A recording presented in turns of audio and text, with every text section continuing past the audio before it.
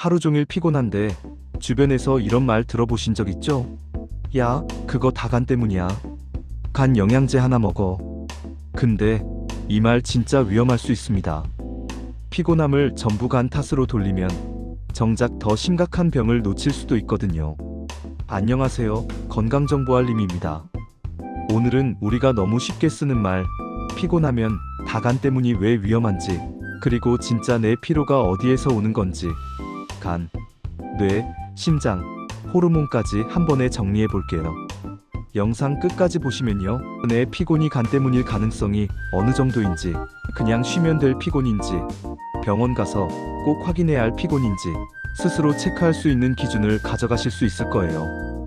자, 그럼 바로 시작해 볼게요. 우리가 피곤하다고 하면 이상하게도 대부분 간을 먼저 떠올려요. 광고에서도 간이 필요하다, 간이 지친 당신께 이런 문구 많이 보셨죠? 그래서 피곤간이 거의 공식처럼 굳어버렸어요.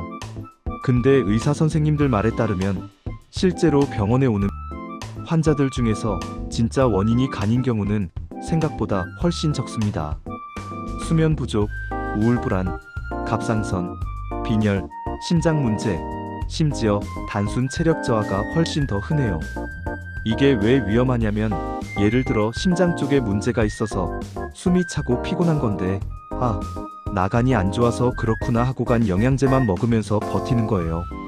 그러다 뒤늦게 병원 갔을 때는 이미 병이 꽤 진행돼 있는 경우도 실제로 있습니다. 또 하나, 간 때문이야 라고 생각하면 생활 습관을 바꾸기보다 그냥 특정 영양제 하나로 해결하려고 하게 되죠. 문제는 내 생활은 그대로인데 간만 탓하고 있는 상황이 되는 거예요.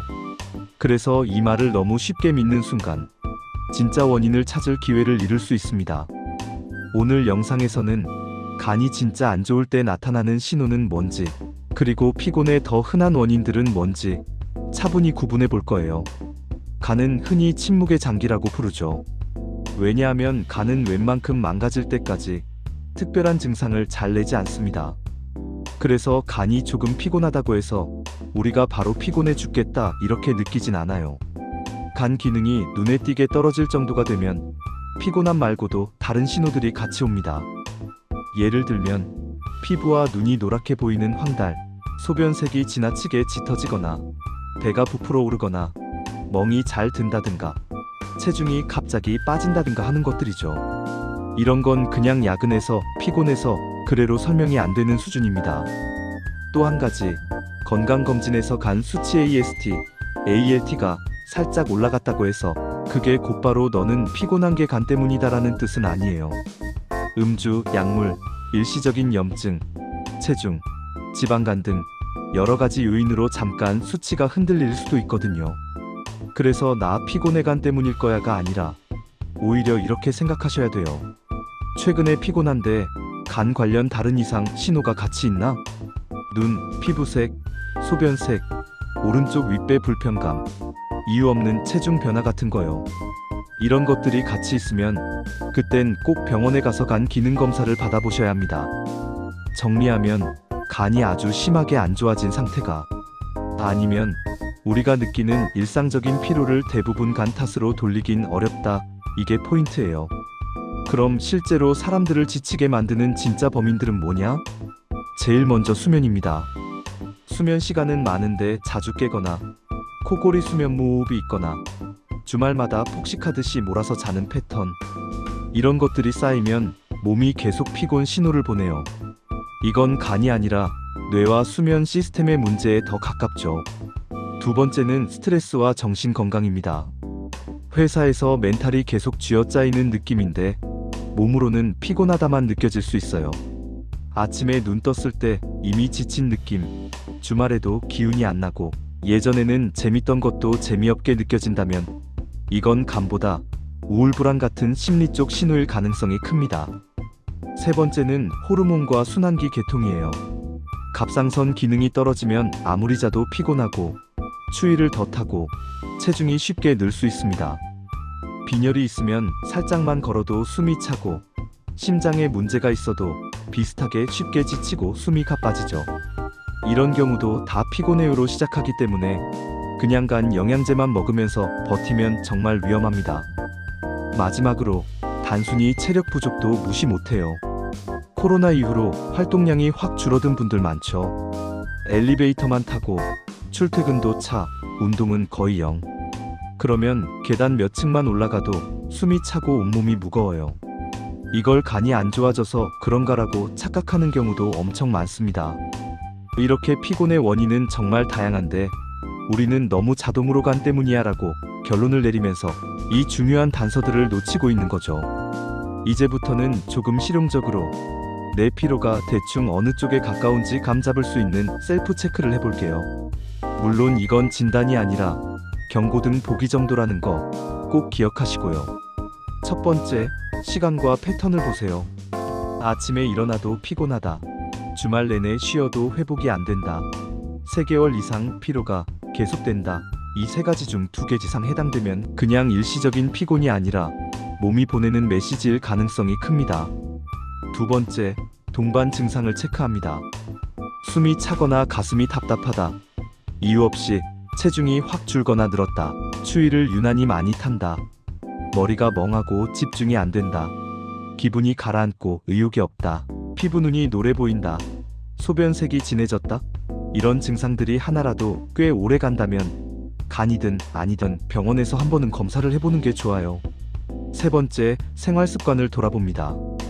최근 3개월간 평균 수면 시간, 운동량, 수랴식 빈도, 카페인 섭취량을 떠올려 보세요. 사실 이 4가지가 다 엉망이다 싶으면 솔직히 간이 문제가 아니라 생활이 문제일 가능성이 더 큽니다. 이럴 땐 영양제보다 우선순위는 수면, 운동, 식습관 조정이에요. 그리고 마지막으로 이 피로가 내 일상과 삶의 만족도를 얼마나 떨어뜨리고 있는가를 자문해 보세요. 출근이 두렵고 사람 만나는 게 버겁고 내가 나 같지 않다 이런 느낌까지 온다면 혼자 검색만 하지 말고 꼭 전문의와 상담을 받아보셨으면 좋겠습니다. 이제 그럼 뭐 어떻게 하라는 건데? 싶으시죠? 간탐만 하지 말자는 얘기로 끝내면 허무하니까 지금부터는 일상에서 바로 해볼 수 있는 피로 관리 루틴 3가지만 딱 정리해 볼게요. 첫 번째, 수면 시간보다 수면 규칙성을 잡는 겁니다. 평일 주말 상관없이 기상 시간을 최대한 비슷하게 맞추고 자기 전 일 시간은 휴대폰 노트북 화면을 줄여보세요. 이 2가지만 지켜도 일주일만 지나면 아침 피곤함이 조금씩 달라지는 걸 느끼실 수 있을 거예요. 두 번째, 하루에 숨이 약간 찰 정도의 움직임을 최소 10분이라도 넣어주세요.